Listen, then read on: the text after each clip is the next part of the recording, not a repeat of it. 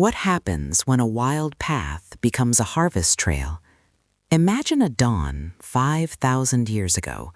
A small clan huddles by a muddy river. Smoke stings their eyes, and barley chaff clings to sweaty arms. They are not moving on today.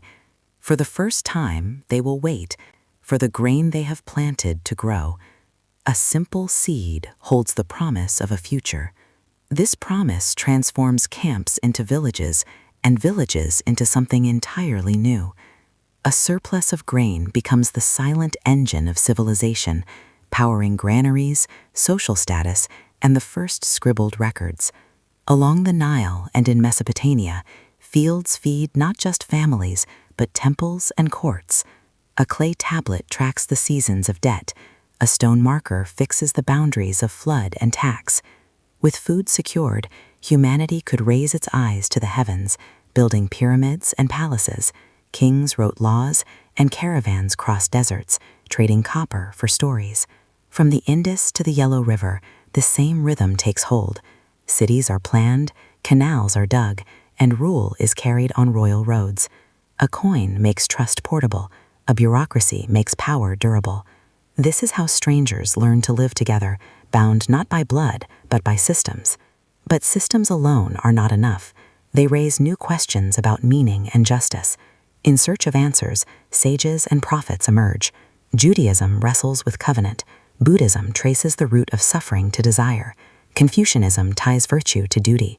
These new ethics demand that leaders answer to a power higher than the sword. Greek philosophy probes the nature of reason itself, while early Christianity spreads a message of hope through households and harbors. Their teachings, captured in Scripture, become the bedrock of law, education, and the inner voice that guides us still. Soon, these ideas board ships, and the ocean itself becomes a road. In the early 16th century, a new era of connection begins, but it is also an era of collision.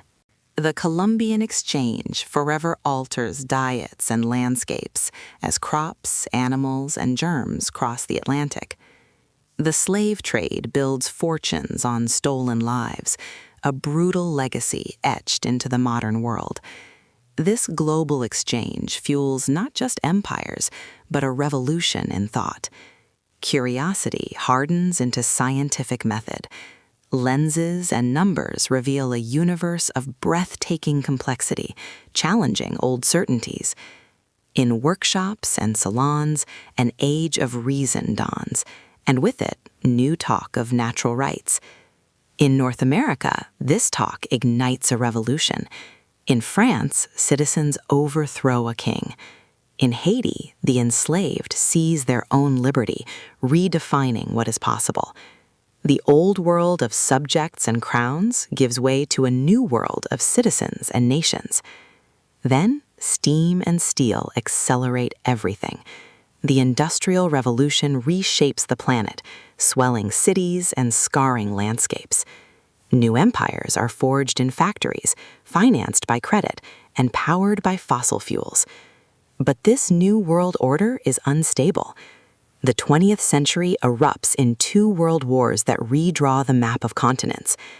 The Holocaust reveals humanity's capacity for absolute darkness, while decolonization sees new flags rise over old colonies.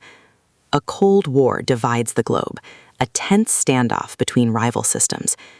Today, we live in the echo of these upheavals, connected by digital networks that move ideas and capital faster than any fleet in history.